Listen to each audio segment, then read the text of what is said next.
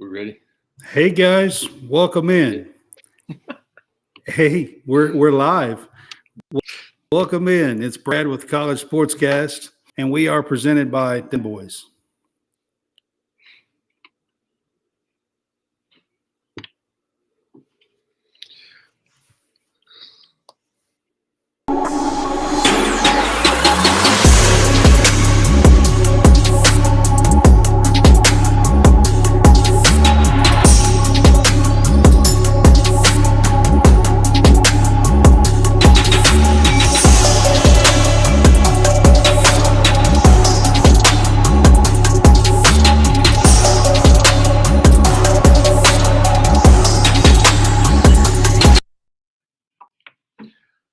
Or Landrum, you're going to have to pardon him. He cannot tell that the video is over right now. So it's going to be real fun watching him just be frozen. Yeah, boy.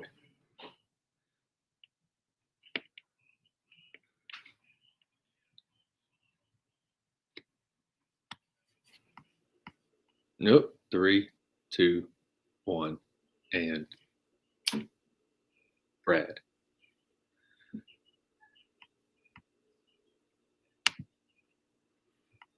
All right, I think I'm back. All right, guys. It's Brad with College SportsCast, and we have a special show for you tonight. Welcome to College SportsCast. And tonight we have Landrum Roberts from JOX 94.5 with us. Hey, Landrum, how are you? Appreciate the introduction. It depends on how you, I guess, define special. But yes, tonight should be special. Indeed. Tonight should be special, huh? Well, you're special to us, so. And I guess it's how you define special, but yeah, I appreciate it. Anytime that I get an opportunity to talk to other human beings, I'm all about it. Yep. Well, we appreciate you being on with us. Like I said, Landrum's from JOX 94.5 FM in Birmingham. He does the Morning JOX show and three-man front on the radio. And he's also a UAB sideline reporter for football and a bunch of other stuff as well. So he's a busy man.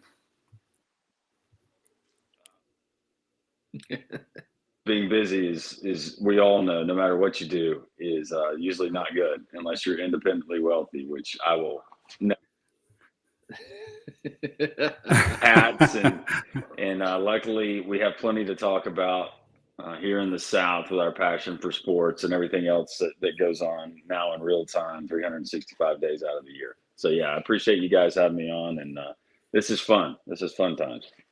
Yes. Yeah. So Landrum, like I said, is a radio guy. I think he's at home or an office and basement, and he's got some people around. So he's on audio this tonight. So I just wanted to say that kind of up front. So he's a radio guy. So, you know. We're only here for that voice. For the voice. when I do TV, they keep the stand up shot to a minimum. It's usually just a flash where nobody can really tell, and then it's all just voiceover after that. So you got the stand in for you. That's how I roll. Yeah, that's exactly right. And we have the stand in for the halftime shot. And you can't tell because they don't zoom in too close. But when you're on TV, it's beach volleyball, and the pictures, the better looking pictures are elsewhere.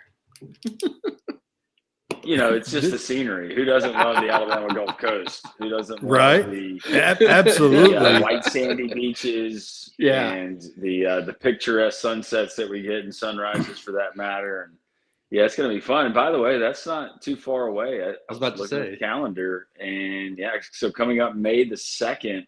Oh. Bigger and bigger. Is it still in Gulf Shores or Wednesday? We're going to be in Gulf Shores this year, and I think we have double checking with my wife. I think we have Gulf Shores this year and next year, and then we head out to California for 2 years And we'll be out there. But long story without getting into it. But I believe that Gulf Shores, think of it SEC basketball tournament wise. You have the one-off year, it's in Tampa, but most of the time it's in Nashville. Just think of it that way. So, gotcha. California is going to get their taste of it. Right. Sweet. It's been in Gulf Shores for several years. I lived from end of 15 through 2020, and it was there, I think, every year when I was there. So what we're talking about, Egypt Beach Volleyball tournament is held in Gulf Shores. Gulf Shores and Orange Beach, they do such an outstanding job. And, from whether it was a coach at Pepperdine, USC, UCLA, Hawaii. Right. Yeah, I've been to about 3 of them, I think.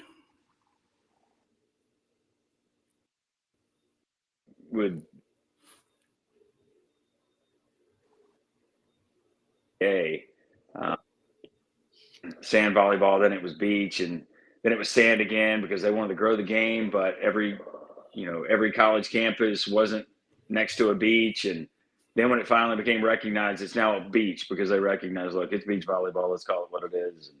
And right. So Gulf Shores, Orange Beach, they do a wonderful job putting it on. It's one of my favorite.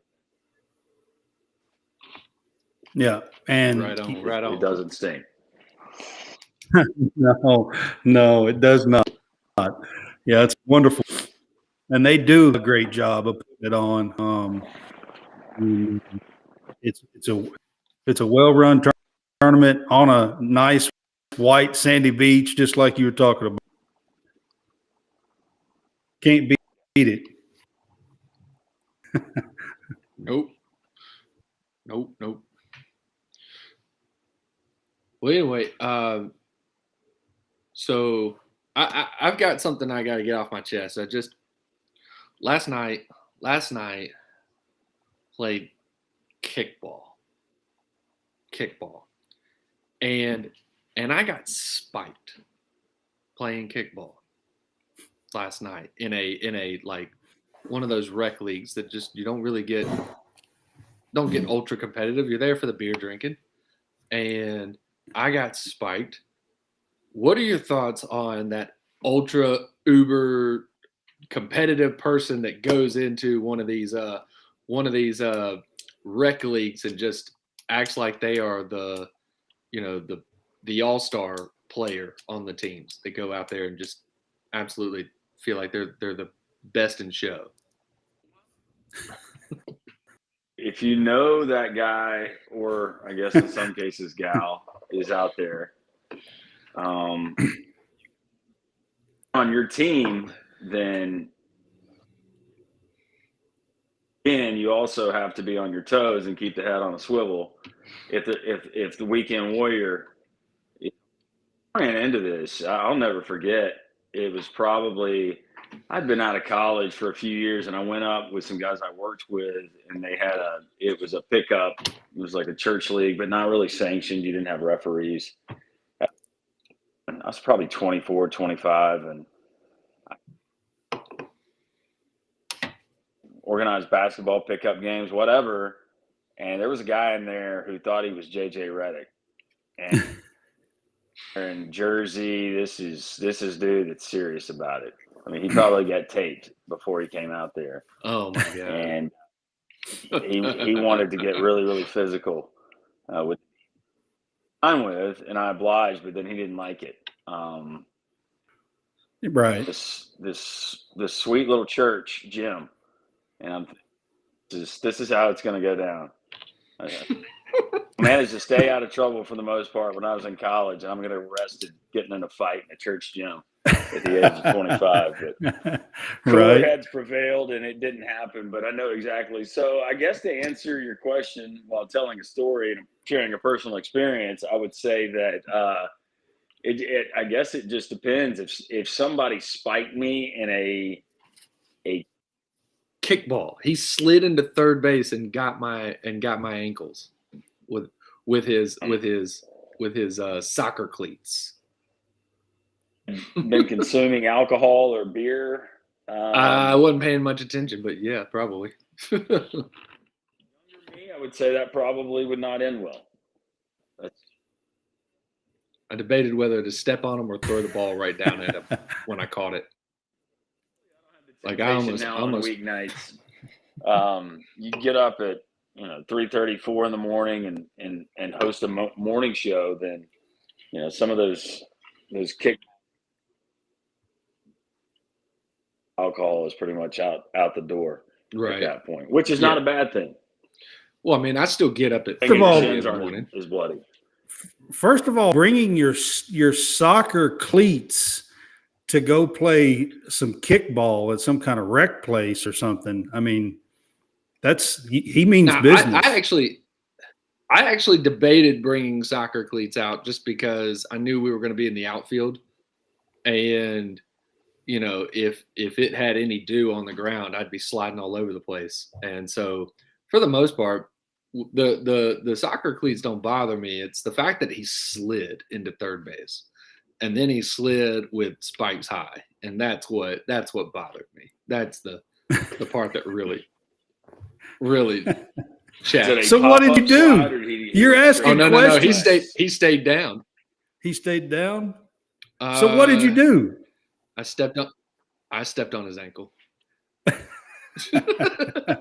Once he got me, I stepped on him, but didn't pay much and acted like I wasn't doing anything. And then after he eventually, like the next inning or whatever, because they had one of their players was being like a third base coach, and my wife could see that I was kind of pissed off, and she just looks at me, she's like, "Why are you mad? Aren't you supposed to be having fun?" I go, "Jackass over there spiked me last inning." But I said it loud enough so that this third base coach could hear me. He just dropped his head and was like, "Yeah, he did." The rest of their team was fine. Everybody else in that for the game was fine. It was just that one incident just kind of chapped me for the rest of the evening. I didn't really like the idea that guy came in spikes high. First that he slid, and then he went spikes high, and that was just. You could look at it from the standpoint, and look, I'm an old umpire. I umpired park ball in some high school and some JUCO. I mean, the fact that he slid, there is something to be thankful for there, because he could have come in full form tackle, and then you guys are. Then you're going at it. The situation has escalated. Yeah. He was clearly going to beat. He was clearly That's when going you need to get an attorney. Yeah, he was clearly going to beat the throw. Like, he didn't have to slide. He didn't even have to come in full on. He could have held up and just kind of coasted in. And instead, he slid spikes high. And that, again, but enough on that. Let's actually get into some college sports. Yeah. Let's get into some spring football stuff. How about let's get into some spring football stuff? Auburn had a game last weekend. So what did you – I mean, I know y'all been talking about this game all week on your shows. But what has been kind of the overall reaction to Auburn's game in the rain with I don't know, it didn't really seem like a ton of fanfare, but what say you on all of Auburn football and the spring game that they just had? Else, I wanted to see, what it looked like formationally. I kind of had a pretty good idea. It's not like Hugh Freeze is off the map. Got to see him up close and personal this past year up in Lynchburg when UAB traveled to play Liberty. Right.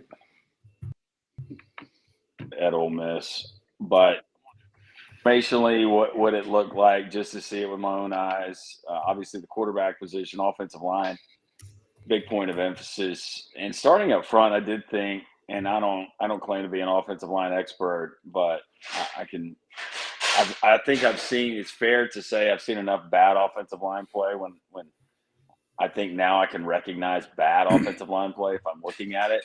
And I didn't see that. I did see guys that actually looked the part. I thought Auburn overall, even though maybe it was hard to tell in the practice jerseys and soaking wet conditions, I thought they looked more the part as far as to get off the bus and physically how they looked, and having close to 85 scholarship guys that look like they play,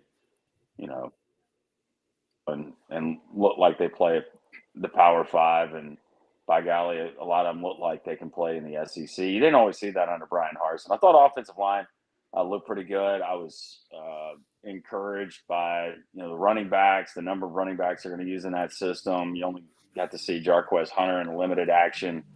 They know what he can do, but then seeing a guy like Damari Alston, who we got to see last year, who's a different kind of back. The Batty, Brian Batty from South Florida, he's a different kind of guy. Maybe they use him a little bit like Auburn used Ontario McCaleb back when Gus Malzahn was there.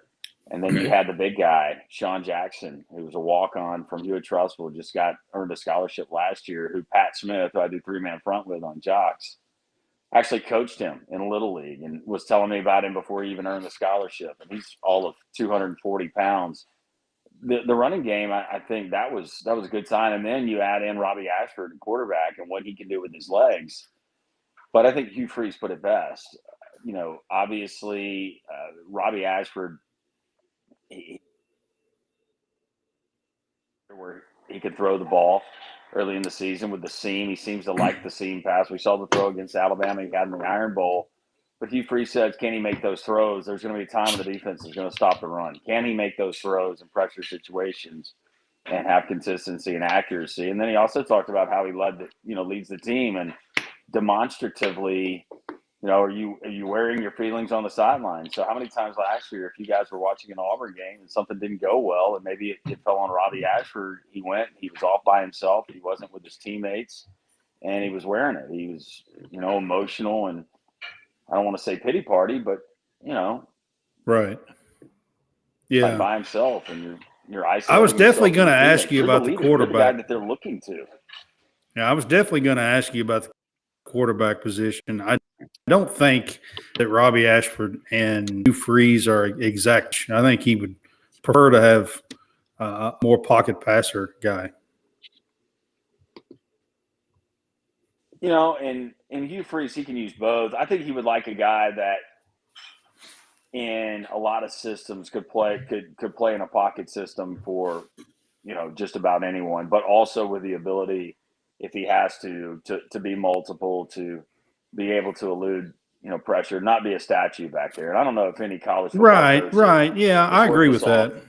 On the offensive side of the ball wants a statue, but I think the added, the value in having a guy like Robbie Ashford is there's only so many plays in the game, and he eliminates so many of those negative plays that can happen.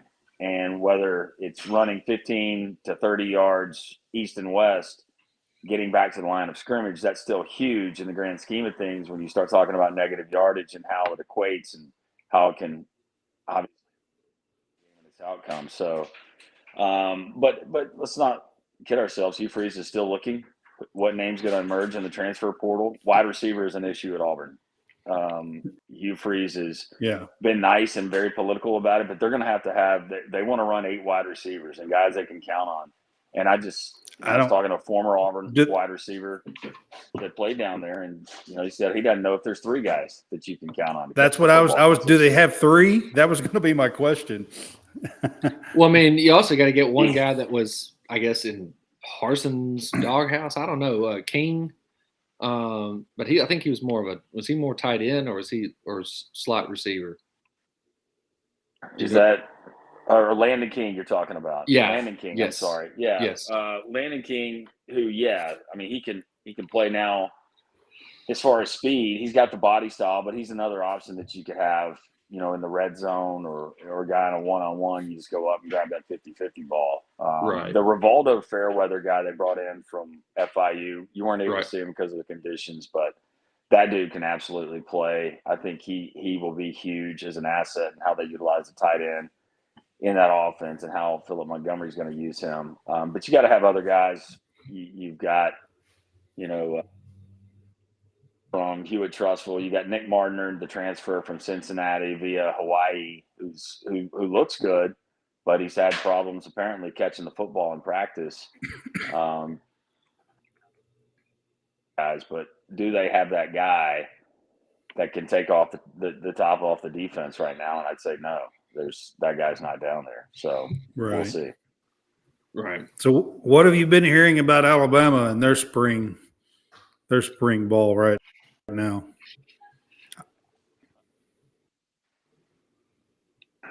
Again, quarterback. It's who's going to be the quarterback. It's never a question of talent down there. They got all different coaches besides Saban. Yeah. Eli Holstein coming in, but then Ty Simpson and Jalen Milroe competing. I'm hearing that Ty Simpson, he's that guy that is that accurate quarterback. But again, Jalen Milroe, he offers so much athletically what he can do, and we've seen a little bit of it. And I don't think that we can absolutely add against Texas A&M and Arkansas and say this is what you're going to get, and he can't get better, and he can't protect the football and learn ball security. No, I think he can. It's just, again, can they trust him in a situation where Alabama's going to have to throw the ball, and he's going to have to make one of those throws more than they do a Ty Simpson? The biggest question I have is with one of those guys, a five-star quarterback from the state of Tennessee, and Ty Simpson, whose dad is the head coach of Tennessee Martin and a dang good one. I find it hard to believe that he's going to be willing to sit through another year with NIL being what it is, the transfer portal being what it is. Portal, He's a highly coveted quarterback. He was number 2 nationally coming out of high school at his position, that you're not going to get, one of those schools that has not been shy about throwing money. You want to throw Miami out there, whatever, with NIL deals attached. It's going to be hard for a guy like him to say no. I'm not saying that's going to happen, but now you have to look at it and be realistic that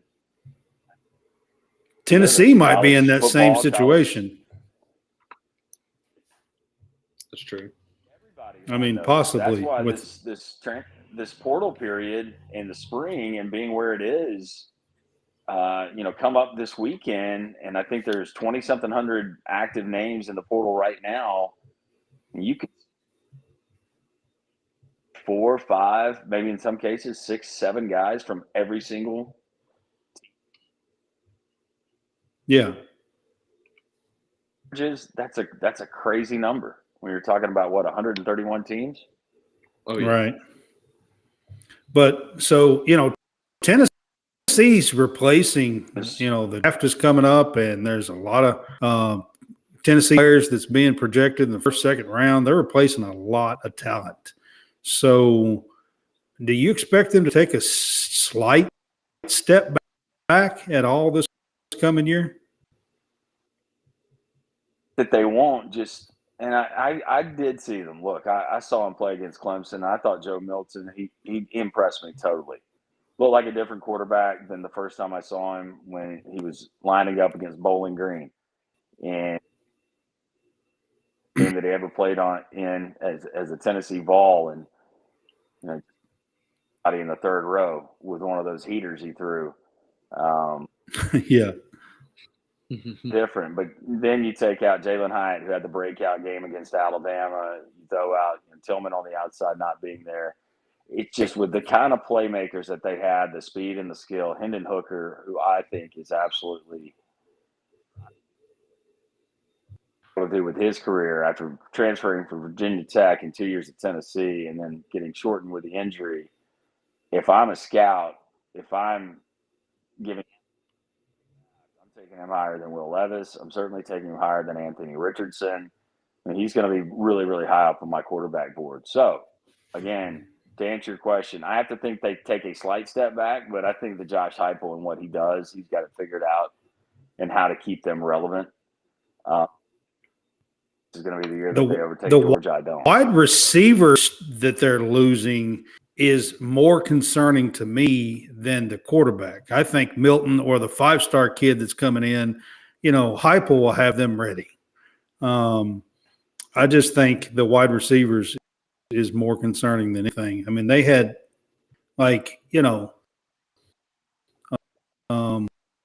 stellar, DC wide receivers, all over, to be honest. I mean, then and Hyatt were some of the best.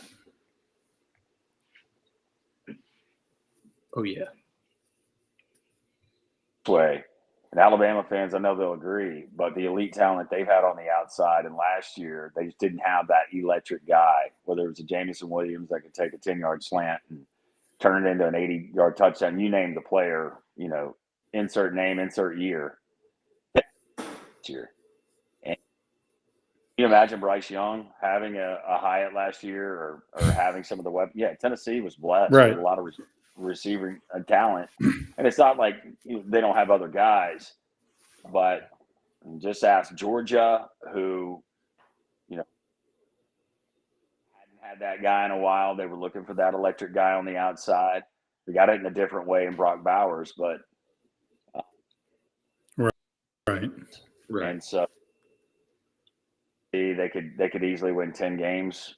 I think you'd be a that they could,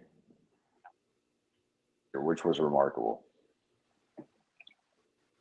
Yeah. So looking into the chat that we've got here, we got John Hammonds that has asked a question. Who do you think your dark horse for next year in college football will be?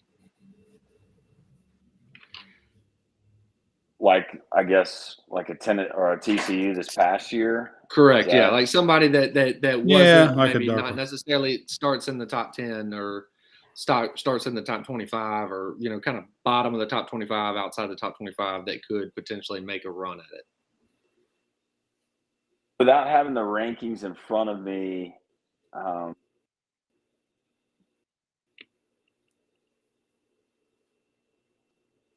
the Texas A&M is not going to improve on what was just 7.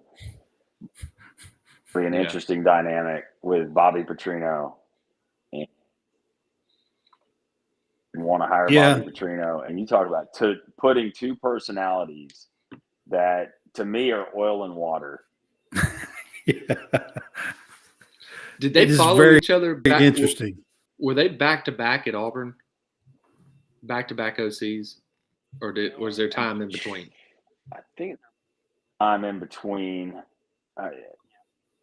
There was time in between. Okay.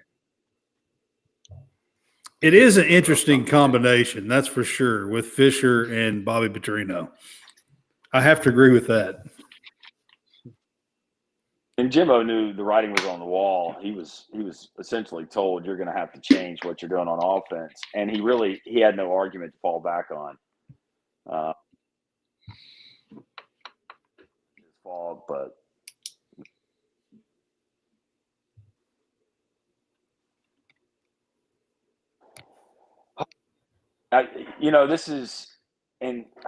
this seems like such a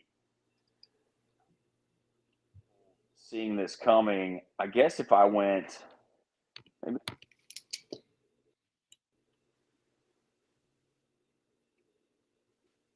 looking there at maybe possibly another team to do what TC. I say a Kansas. I mean, Kansas kind of came out of nowhere last year. I could see Clemson having a really good year, being Clemson, being talked about like Clemson has been. Not necessarily last year, where they kind of lost their swagger a little bit the last 2 seasons. I can see them returning to maybe close to that level.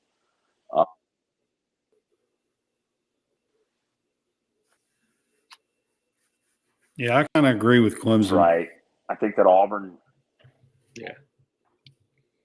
See, as far as what they're going to, I think their win-loss total by Vegas will probably, if I'm guessing, be set at 6.5.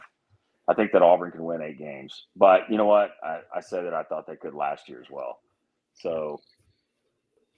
But there were probably, I don't know, a few of those games that were definitely coaching issues and just whether it was philosophy or it was, end of game situations where maybe a different coach and you do win 8 games down at Auburn. Also look at that Missouri game and go, okay, well, you were gifted one there. So gifted. Yes, very much. Absolutely. If I was going to go out to the Pac-12, and if I'm looking out there at maybe one of those surprise teams, I would keep my eye on Kenny Dillingham, just based on the number of transfers that those guys have brought in and through the portal. Now, this is going to be the first time we've seen him as a head coach for teams with the style of offense he's going to run. He's got a tough schedule, and I think the Pac-12 overall is going to be better this year. But if I'm going to go true dark horse, I would say, a team like Arizona State, just kind of coming out of nowhere, and all of a sudden you look up and you go, wow, how are they doing that? Yeah. I think how about that? Washington with Penix back could be good out there. Yeah, but I mean, that one's kind of not as much of a dark horse since they've been in the that's not the last like three years. Technically a dark horse, I guess. Yeah, with the portal, Arizona State would be a dark horse. Teams, Yeah, with teams being able to reload, replace, and just change, basically their season outlook overnight. With you just look at USC, where they went. They got Lincoln Riley, and then you add a Blitnikoff winner. You add Caleb Williams. You add the one of the top running backs in the country, the transfers from Oregon at running back. Both sides of the ball, you're adding players, and automatically overnight, I've expected them to be good last year, but I don't know if anybody saw Lance Leipold doing what he did. No, I don't think so. State TCU, those were great stories. But then again, we saw what happened when they played teams from the SEC. Correct. Yep, they did both of them play with Michigan. They did, but that's a different league. That's not the SEC. Remembers, I think their last meeting that they had with an SEC. I'm just saying, and getting drug across the field by the Georgia Bulldogs. Yeah, basically being called by Kirby. Yeah, that was an embarrassing showing for sure. Yeah, absolutely. Like they were just drubbed in the national championship game. Yep. Now, as far as as far as college basketball is concerned, I know we just had the national championship one a couple 2-3 weeks ago. You've got the portal. Just seems like it's just as populated as the as college football, and you've got several state more. Yeah, maybe more, and well, it's also because there's 3 times the more amount of schools for D1. But there's several from the state, from the state of Alabama here with SEC ties with Auburn and Alabama players that are in the portal. What do you think of the state of college basketball with the portal, and then with our local teams, you and me, with Auburn and Alabama being how they're going to fare in the portal? They've already, I think Auburn and UAB and Jaquan Walton, the kid out of Wichita State, as far as being academically ready to go. And starting with Auburn, I think Auburn, they have folks to replace, but I think going into last year, at the end of last season, Bruce Pearl, he loves his kids. He'll welcome some of these guys and leaving the program. You've got All-American at point guard. So Wendell Green Jr.'s out. You latest, I know, as of today, and again, he was still there on the roster, but Wes's dad going to coach at Ole Miss. Don't know if he's going to be there. Jalen Williams, don't know if he's going to be there. Janai Broome coming back. That's big. Trey Donaldson coming back. But adding a guy like Denver Jones out of the portal, a guy that averaged 20, he was really good. And he was outstanding. Scored 30 in the game that they beat UAB.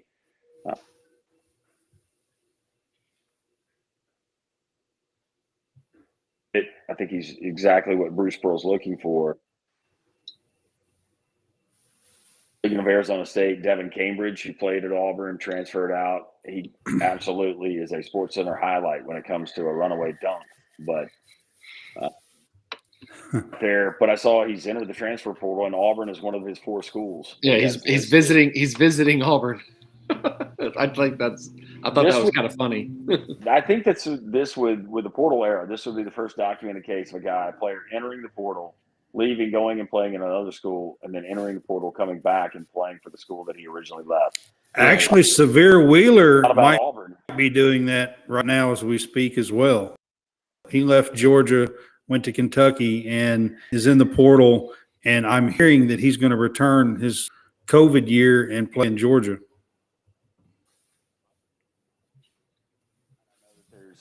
There's a few Georgia guys that have chosen to go elsewhere. Right. Heading into his second season now, probably. But I think Auburn, they're trying to get another big man. I know that the kid, Russell Chiwa, 7 foot, 280-pounder out of South Florida. I know that he was on their radar. Don't know if he's made a decision, but I think they obviously adding more shooters. UAB, what they've done with Ortiz, another kid yesterday. I think Andy, he gets it. And with his ties that he has from just, being coaches around the Southeast, being a guy from Mississippi, coaching at Ole Miss, and his national basketball ties, Andy Kennedy's going to be able to find players. And he's got to replace 6 that are coming back. Well, they're moving. That are coming back. They're moving into the AAC too, so. Playing in the American, you got some really good teams there. I know that the American, I'm trying to remember, I think it was just 2 with Houston and Memphis. Houston going out. Memphis will be there, but you have other schools that have been pretty good basketball schools over the years. And then schools from, of course, Conference USA that are making the trip with them, like your Florida Atlantics, like your North Texases. So,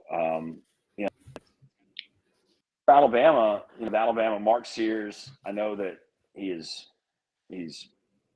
come back. I think he should. I think he's key. I think he was here. Games that he struggled, typically Alabama struggled. But Jaquan Walton, who I mentioned, and then there's some other guys that Nate Oates is targeting, but it will look much different, that's for sure. But I think that's what we need to expect, unless you're a Michigan State fan and and they just keep them all. They do. And I know. They have that continuity. And it shows. And it comes tournament time, and what does Michigan State do? They win, and they screw up your bracket. That's what they do. Yeah, right. But they're one of the few teams in the country anymore that's still like that. Michigan State and Izzo is about it. Yeah, I mean, we just had an example of San Diego State. That was a veteran team that hung together. That's right. And it speaks a lot about, the coaches and everything else. But, something to be said for those kids who maybe weren't that highly recruited on everybody, that just really enjoy playing together and enjoy who they're playing for. And in San Diego State's case, let's be honest.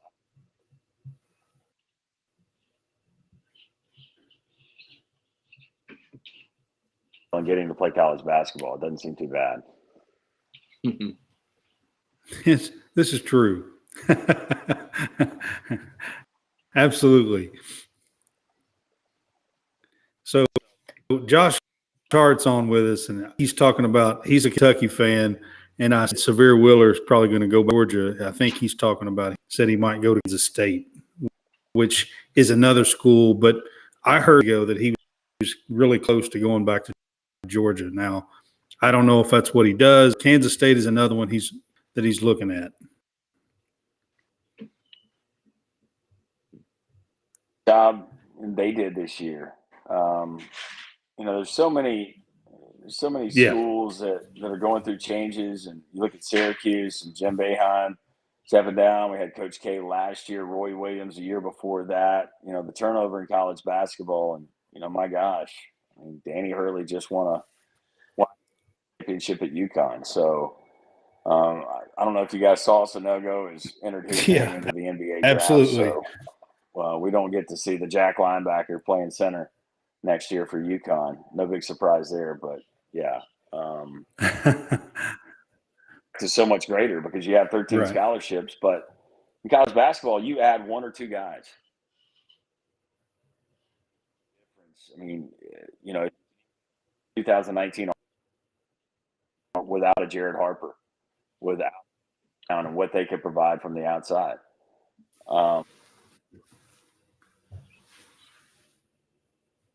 You just Alabama, they probably could have used another big man that could score a little more efficiently than Bediako this year. Right. Right.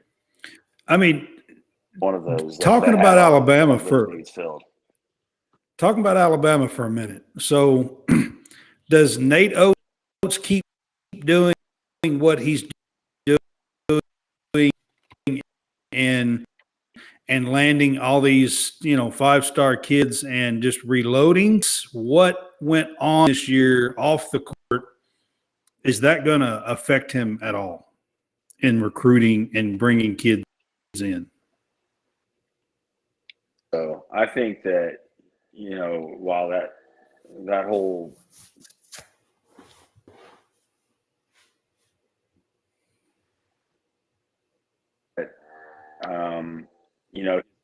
comments were unfortunate. They were poorly timed, poorly worded, and he apologized. Anything future, certainly learn from that. And no, I don't think that affects the perception of Nate Oates. An outstanding job of getting to the standard that and where it is in terms of not only the SEC but nationally. So the combination of fantastic job up to this Mr. Basketballs. Yeah. I don't play. I'm trying to word this way where it's not misinterpreted.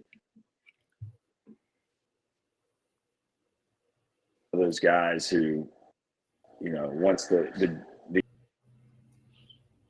lights switch off, he's a guy.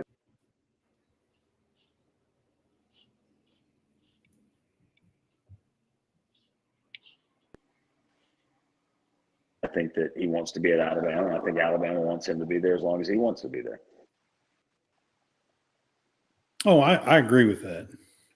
So Josh Hart's asking a question. I was going to bring it up on the screen for you. Do you think NIL is hurting the blue blood of college basketball?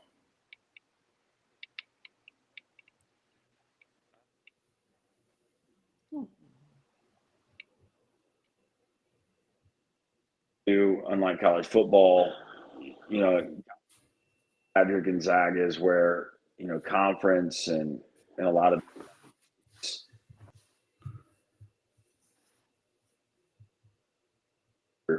it's just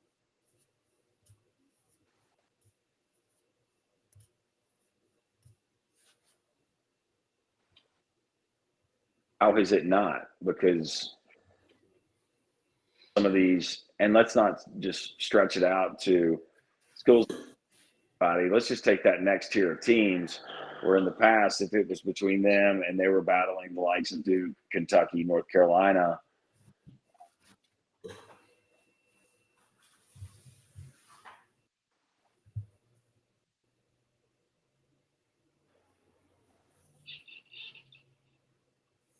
the tournament, people know your name.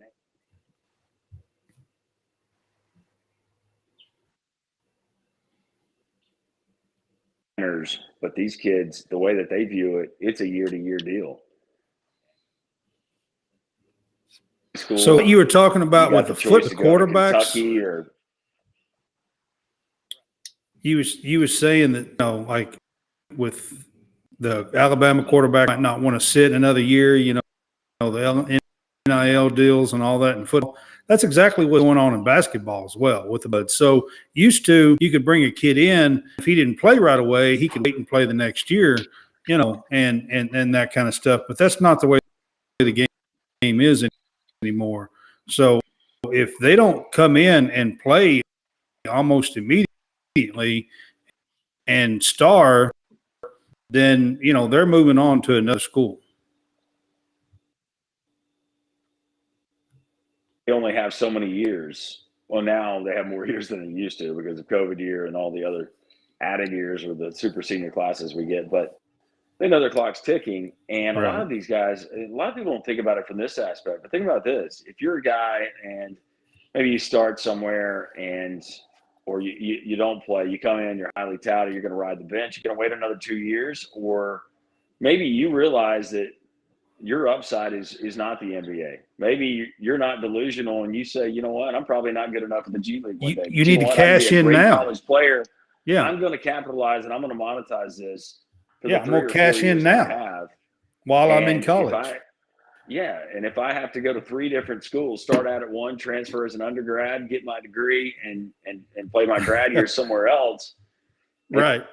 That bonus year, I get an $800,000 deal and a new Porsche to drive. Yeah, I'm in. That's cool. Because a lot of these guys are not going to be in the NBA, and then they're not going and playing ball, after college. Right. I mean, you can look at a guy like Marshall Henderson. I remember reading that story. He was flamboyant, cocky. Ole Miss that you thought unless he was playing on the Tad Pad, he was going to get a fight in every opposing arena he played in. He taunted fans, old, young, didn't matter.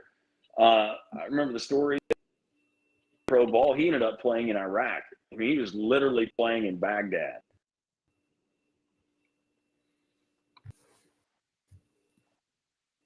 Yeah, playing in Baghdad. How tough it is. It's a great place to play. To play even in the G League, the D League, the NBA, much less.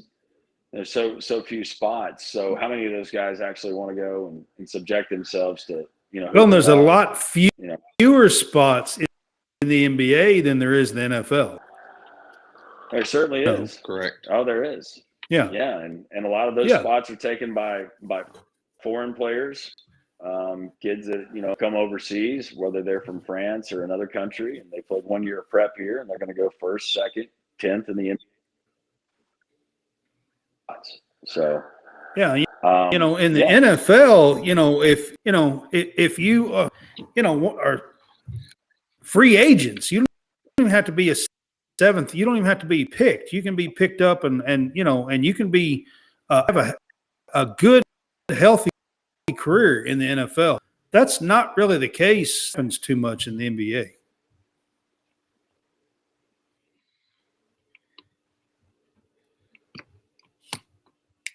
Is longer, of course, but no. So I think a lot of these kids get it. If I was coming out of high school right now, and if somebody offered me, I don't even know what the number would be, but it wouldn't take very much to make my eyes, wow. And at the time, and you guys were all 18 once. 300,000 if you were 18, 19, 20 years old, right? I mean, yeah. With somebody you trust and even get a moderate return, and you got a nice little nest. Yeah, I mean, that's right. In transfer portal, it's a new day. It's not going away. Genie's not going back in the bottle, and it's now. Yeah, and then right now, giving you the extra COVID year, buddy. Yeah. You get that extra COVID now, and what you're talking about. You get that grad year, you go to your third school, and to cash in and maybe make that $800,000 or $1 million, your last year. You could probably get a group of student athletes to go and say, hey, we want an extra year on top of the COVID year. We want a year because just to get reacclimated to being normal, we want a year. And right now, that might be a good time to ask because it is all in the power of the student athlete. Not saying it shouldn't, but they have all the power right now. And the NCAA, it's pretty reluctant just based on how much they spent in litigation alone last year, and then getting scolded by senators and members of Congress and the Supreme Court when they got put on the big stage. He drove Mark Emmert from that job. He said, "I'll go do something else." So Josh is Any kind of asking, enforcement or staying are relevant. they making millions? He says, are they making millions in these NIL deals? And some of them, it I depends would say on some of them. who they are, but some of them. Problem we have with NIL? And it's a great question. We've asked the same questions.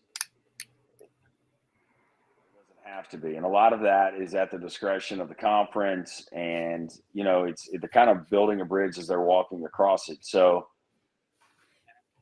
who heads up a Power 5 SEC NIL program, and off the record getting some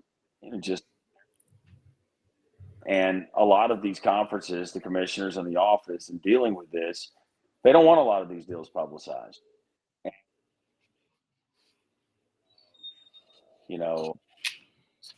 These are private deals done by companies and individuals and whoever, acting as a representation, but those financials do not have to be publicized. So No, yeah, a lot of it is private. Absolutely. So there was talking about millions, high-profile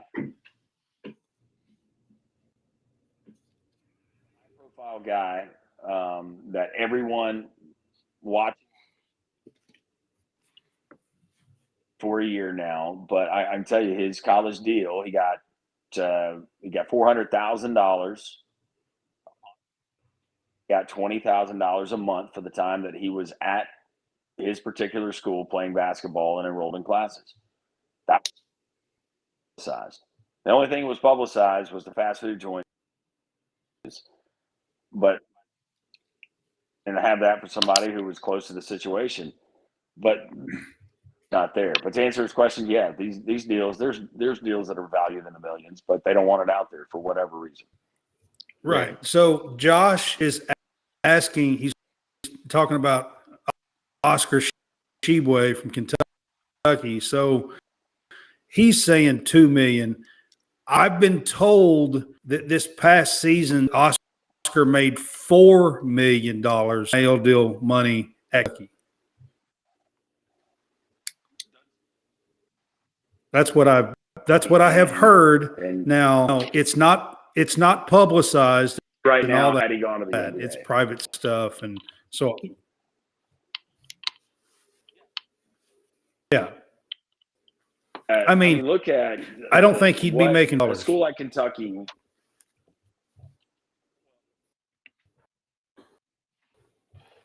could have signed a contract that would have been valued at well over $4 million.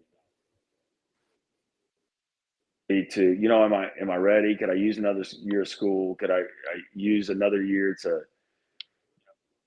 my draft stock? Probably got an insurance policy, and he probably got $4 million. And a guy like Oscar Shibwe,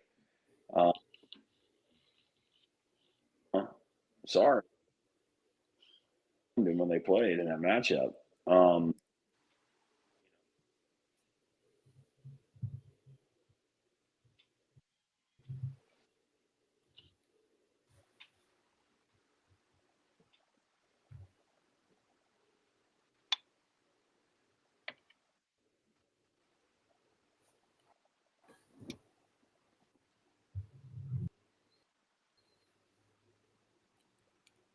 All right, Landrum. I'm not sure if you're talking, but you keep going in and out.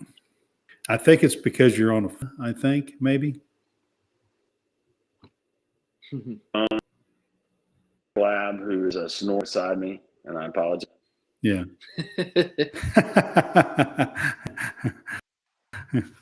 You got a black lab. What's his name? Or her name?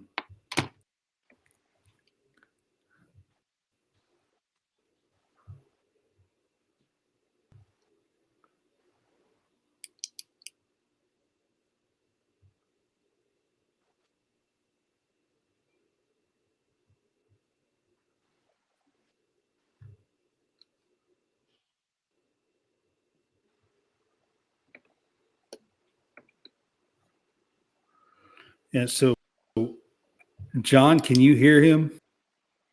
Nope, I cannot. I am. I have been trying to piece some of these conversations together. So, it seems like we keep having technical difficulties. If you guys are watching, I think it's because Landrum is on a phone. That's when we've had these issues with Restream. They're not really compatible too well with mobile stuff, from what I have learned doing this. Jason was on a phone sometimes. John Hammonds used to try to come on here sometimes with a phone. Mason come on here with a phone a few times. That's right.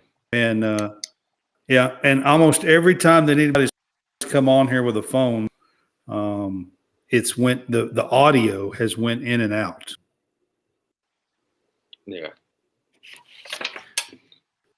But Landrum is, joining us here. I think he's in the basement trying to chill and relax after a long day. I just heard there him. you are. Yeah.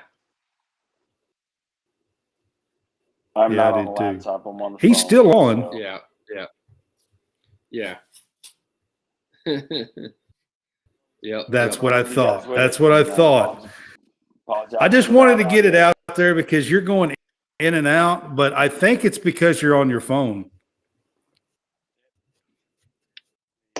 We'll do it on the laptop next time. How about that? Yeah, I think that's what it is. Oh, yeah. Yeah, I just put out there every time since we've come on with a phone, they have had you. Yeah, he dropped. I don't know. Maybe he's learn here. So maybe he's switching. I'm not sure. So Landrum and John know each other, and that's part of how we get somebody like Landrum to be on. So we appreciate him being on with us. Though we may have the same last name, we are not related. Yeah, it's weird. Yeah, they are not related. Yeah, not related. But yeah, do you have the same last name? Yeah, they do. It's John and Landrum Roberts. They're That's brothers. Right. We're brothers.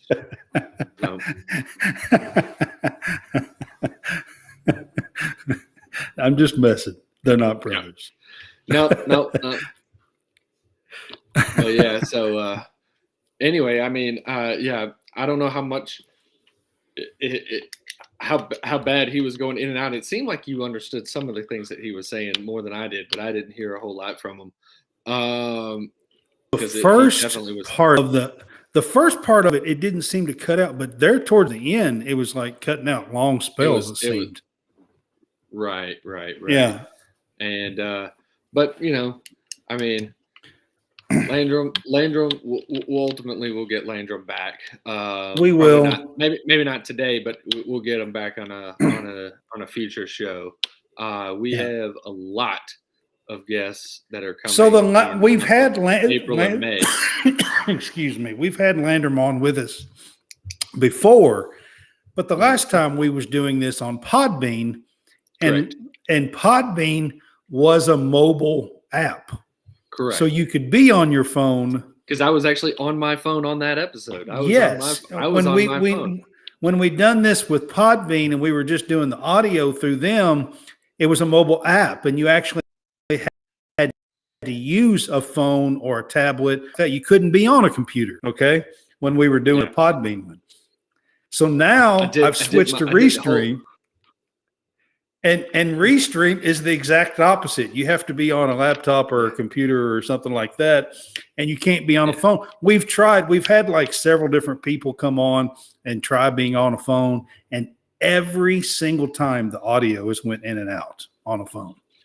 Yeah, and I did the whole Landrum episode last time from a pizza joint. Yep, on your phone. I was outside walking around in the parking lot during the whole time while my family ate pizza. And then I came in and got the leftovers. Yep. So, Yeah. but that was, I mean, look, that was a fun show there. We talked, it was right before the Iron Bowl, right before Thanksgiving. It was the day before Thanksgiving.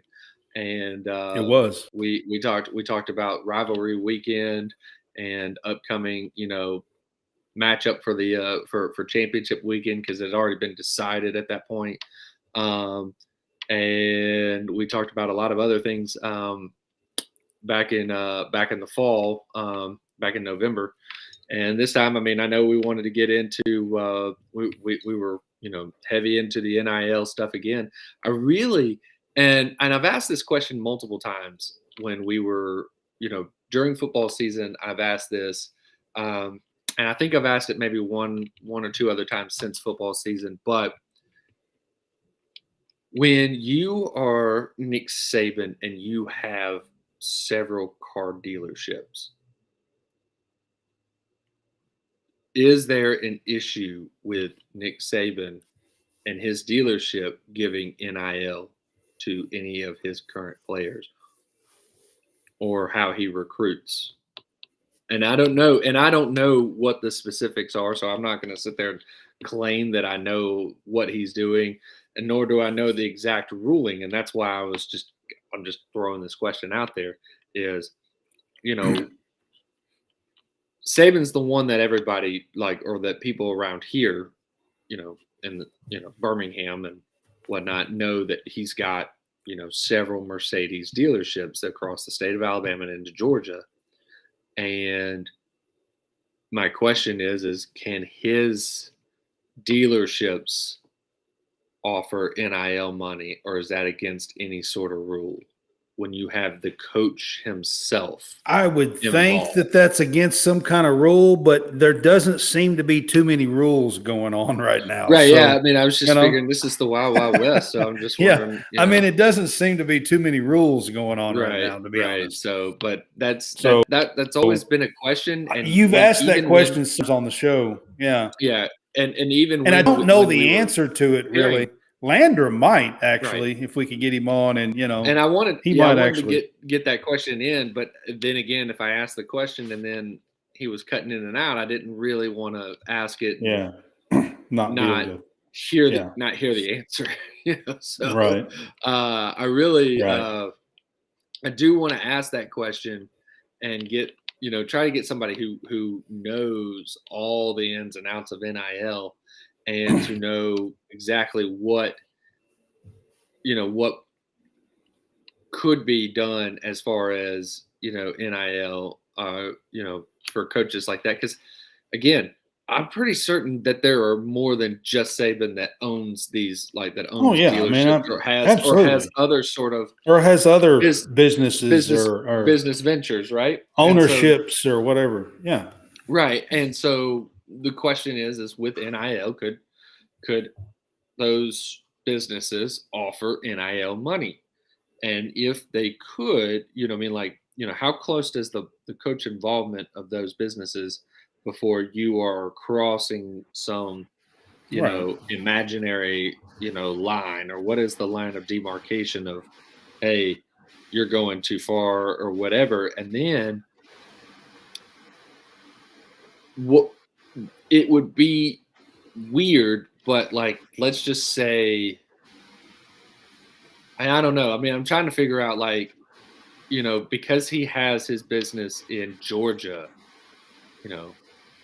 could he, is there any sort of thing that could be used as far as that particular dealership that's in Atlanta or something like that could offer or be a spread or whatever to, Georgia kids and it really wouldn't. I don't think that there's unless it's certain dealerships or whatever. I mean, I don't know exactly how everything is working. So, but with these locations, could certain locations be beneficial? Like why, if he had one in Baton Rouge or if he had one in New Orleans. Well, I mean, if you have one that is in a very fertile city, right.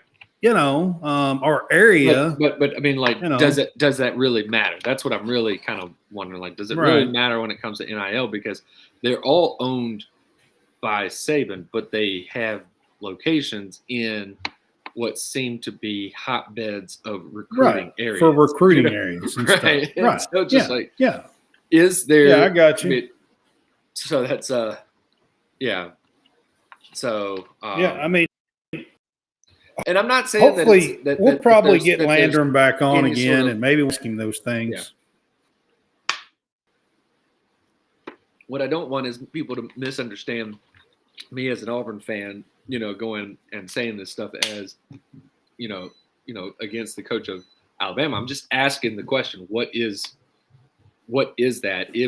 Is there any sort of thing? Because I asked the question prior to NIL, to anybody that, that might have had a thought as to how that worked. I tried to ask the question before the NIL, which was, do you think, is there a line there? And it's not. If there's not, there should be. Well, in my here's opinion, the other thing. That's too. just my here's opinion. the other thing too. Okay, I got another one. Okay. And Josh, just so you know, the reason why you could hear Landrum is because the phone deal. I just want to put it out there. What we're using to stream this just doesn't take the phones too awful well, I don't believe. So the one thing that I was trying to also think about too was that when NIL first got started, there was a lot of different states that had different laws about it. And what if a company had multiple, locations, right? And maybe you could change the home office or wherever to be where the most favorable laws were for NIL. Now, does that company, even though it is, say, it could be, you could have again, we can use this for Nick Saban's sake. Nick Saban's dealerships, he's got 3 or 4 and, 4 or 5 or so in Alabama, but he's got some, I think, in Louisiana. I think he's got some in Georgia. But if the laws are different between Georgia, Alabama, and Louisiana on these things, could he have the home location? Or I would think it would matter as far as where the address is of these businesses, but they all come back to Nick Saban at Alabama as far as what kind of laws and what kind of deals you could broker with your business. And I know, as far as, a lot of businesses will say that their home office is in Rhode Island or something like that, because there are just a ton of different laws, that you could kind of skirt around because your home office is Rhode Island or whatever. And even though there's no physical address in Rhode Island, you put a P.O. box in Rhode Island, and that's the home office. So Josh there says, if it's not illegal, it should be. He says if Saban could say, "Come play for me, and I'll give you a Ferrari," we'll say Mercedes, because that's what he's a Mercedes dealer. It's a Mercedes. But, it's a Mercedes. But anyways, he said, that's basically paying for players, pay for play, which is true. And I would think that it wouldn't matter if he's given, but. NIL's the same thing. I mean, you're paying for play. But that's not direct. You can't direct pay for play. The school itself cannot be involved. Yeah, but the school's not involved. There is Saban. No, he's part of the school. That's part of. You cannot directly pay for play. Yeah, but the Mercedes is not part of the school. But Mercedes the owner of the Mercedes place is.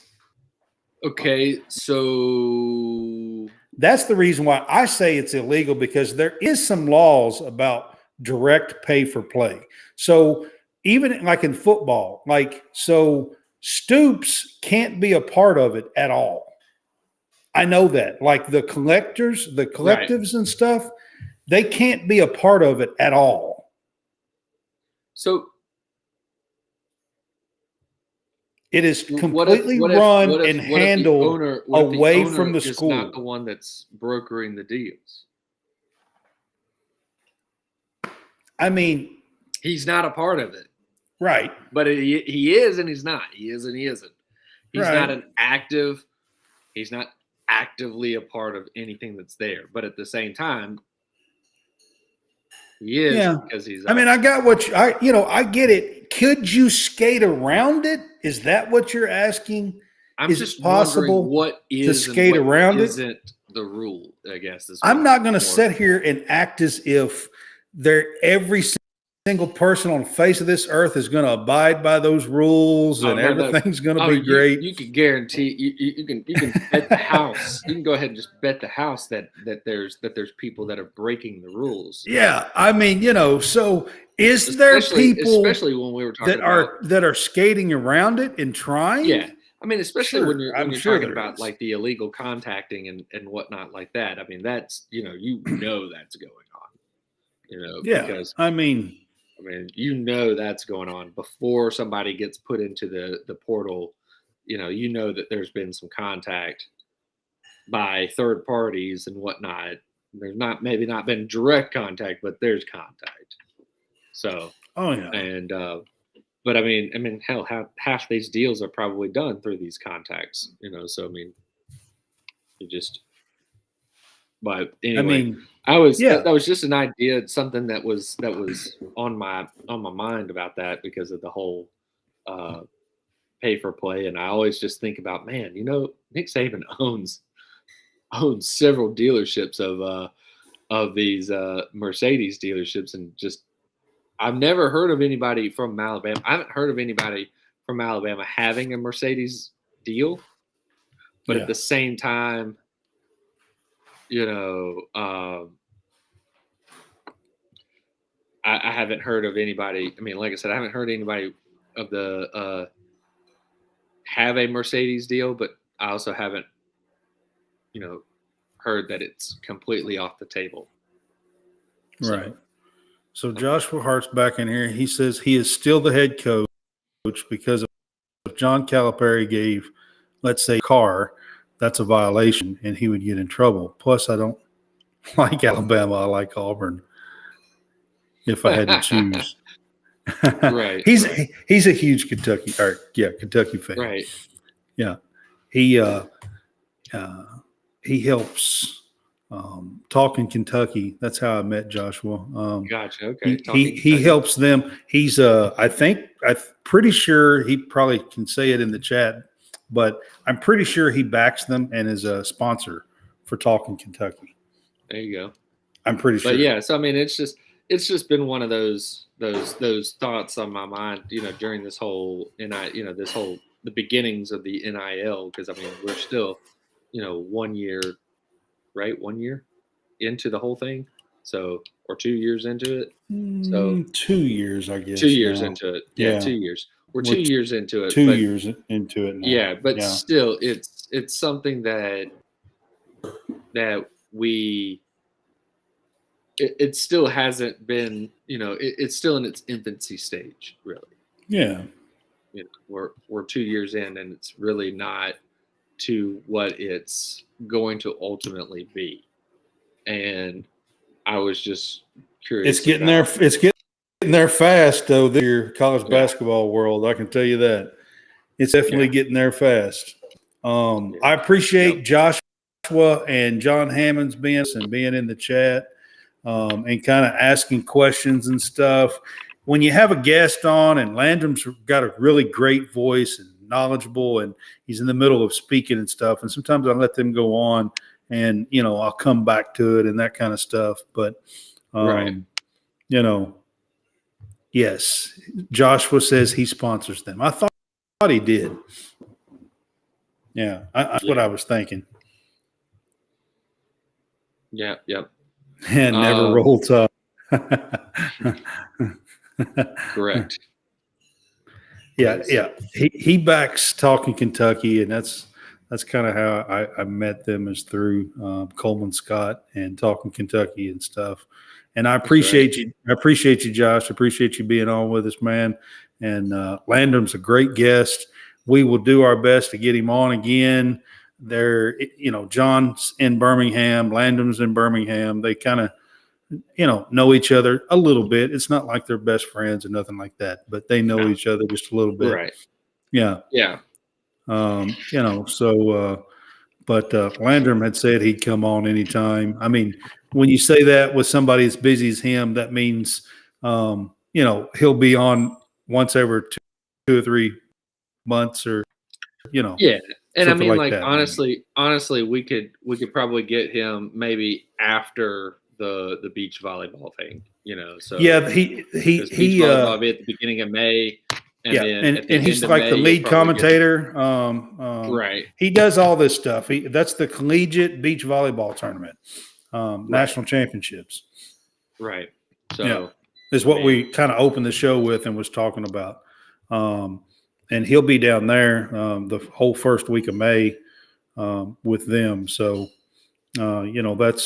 that's what he'll be doing. He's also the sideline reporter for UAB football. And I think he does some stuff for UAB baseball too, doesn't he? Well, he does it for UAB, like the I think he's part of the UAB broadcast team, so he has done baseball, but he's mainly with football. He's the sideline reporter with the broadcast team, the radio broadcast team. Right. I think. And so I'm pretty sure he called the Auburn he called the Auburn UAB game last week as far as baseball, but I don't think he does that like on the regular as far as doing any baseball work, or he may get a baseball game or two each year. He may do a basketball game where he's got to help with the broadcaster in the basketball game or something like that. But I don't know if he actually if he's a part of the team for regular, like just on the regular for games for like baseball. That. He is for football. Right. Football is he and this year, because he was the sideline guy, he traveled. Whereas last year when he was doing it, he was mainly in studio. I think he was the in studio guy. So every time they kicked it to the studio, coming in and out of commercial breaks and stuff like that, he was the one that was doing that. But this time, this year, I believe he was on the sideline. So he actually did get to travel with the team on all the away games and for the bowl game and stuff like that. But as far as other sports, I think it's very minimal. I think it's there's games here or there with each of the sports, that he may be, either asked or that he's done. But he is fully connected with the UAB program as well in Birmingham. Right. He's on a show called The Morning JOX. John, you know the exact times? Yes, it is from 6 to 7 a.m. Central Time is the Morning JOX. It's right before Monday through Friday. Yeah, it's right before Mac and Cube go on, and that will be Greg McElroy and Cole Kubelik. They've got a show from 7 to 10, and then Landrum's other show, Landrum and Pat Smith. Right. Yeah. Landrum's other show, 3-Man Front, which he does with Pat Smith, comes on from 10 to 12 p.m. on Monday through Friday. And it's called 3-Man Front, but right now it's just 2 guys. Yeah, because originally the lineup was Landrum, Cole Kubelik, and I believe Aaron Suttles was the original third man, and Pat was one of the producers, along with I believe it's John Saber in the booth. Now you have Landrum, Pat, and you basically John is more of has a lot more talking air, on air time, even though he is also he's in the booth. So whenever they do, public appearances during the show, you're only going to get 2 of them because you still got to have the guy that's running everything in the control center. And so he's he may be on air, but you're just not going to see him because he's actually in the behind the glass in the studio. We'll get this all worked out with Landrum. Like I said, the last time we had him on, we were on something that use the mobile app. So we probably didn't relay the message well with him when, Well, we didn't Um, tell him at all not to use a mobile, like to Yeah. use to not use a phone. So that Yeah. is definitely on us. But what we will definitely say is if we are having any sort of guest, anybody that we have, we will relay that it is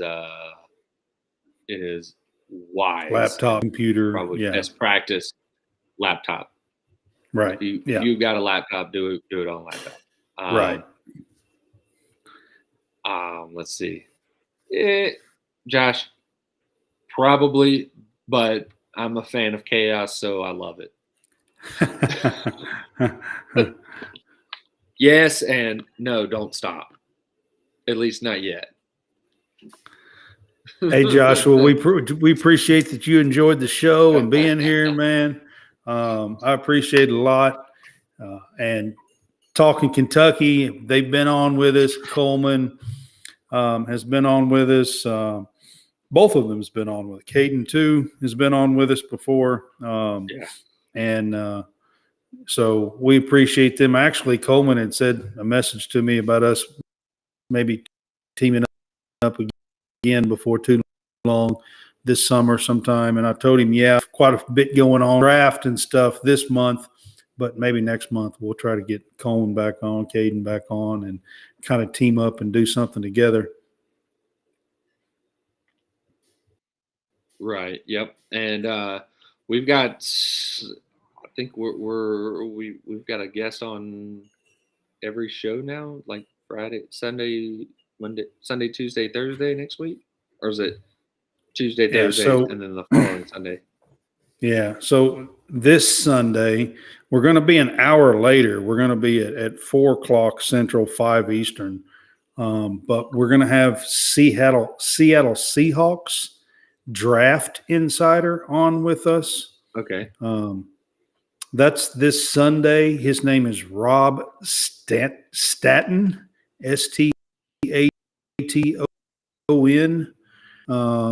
He will be on with us. Like I said, he is Seattle Seahawks draft insider, NFL draft insider, and Seattle picks 5th in the draft. So they are evaluating, the top 8 or 6, 8 guys. So we're going to kind of go through each guy with them on Sunday, and get their take on and who they think might be available and that kind of stuff. He's like I said, he's an insider with them, so he has all the great information and stuff.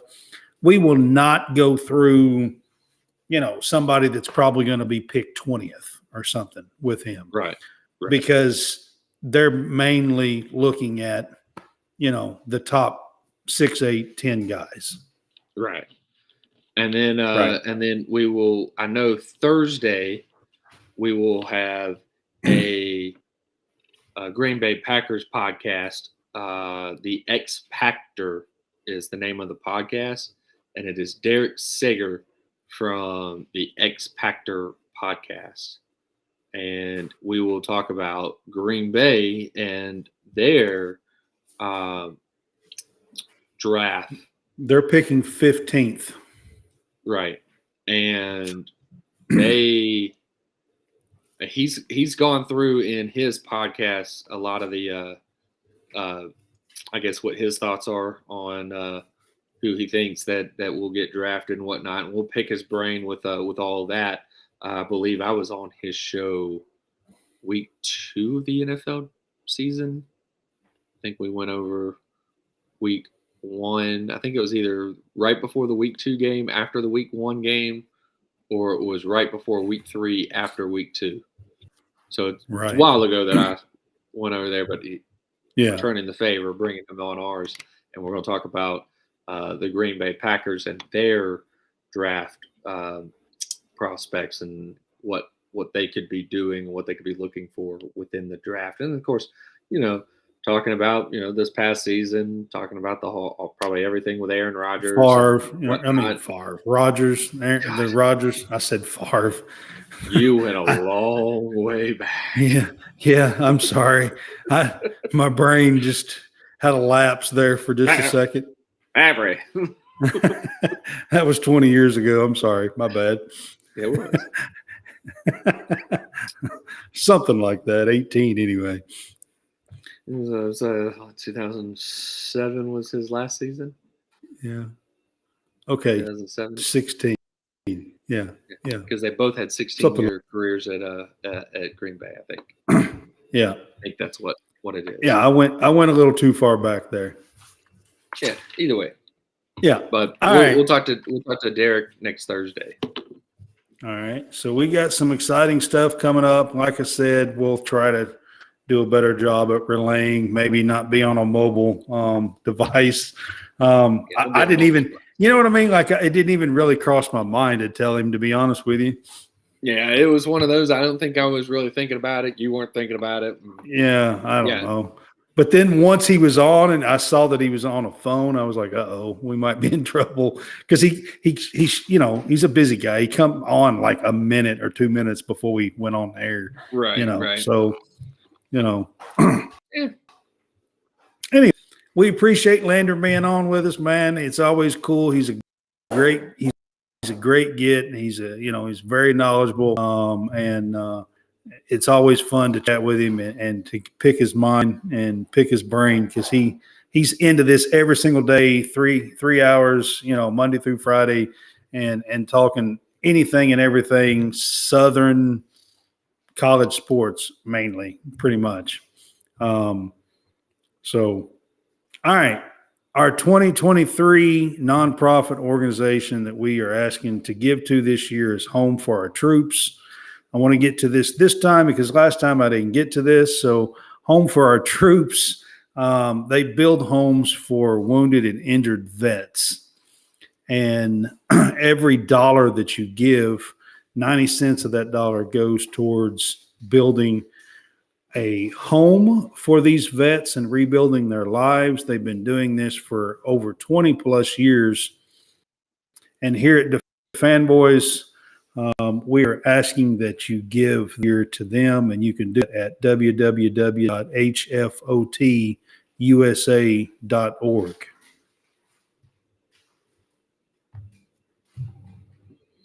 All right, guys. I appreciate y'all being with us. Joshua, appreciate you being on with us.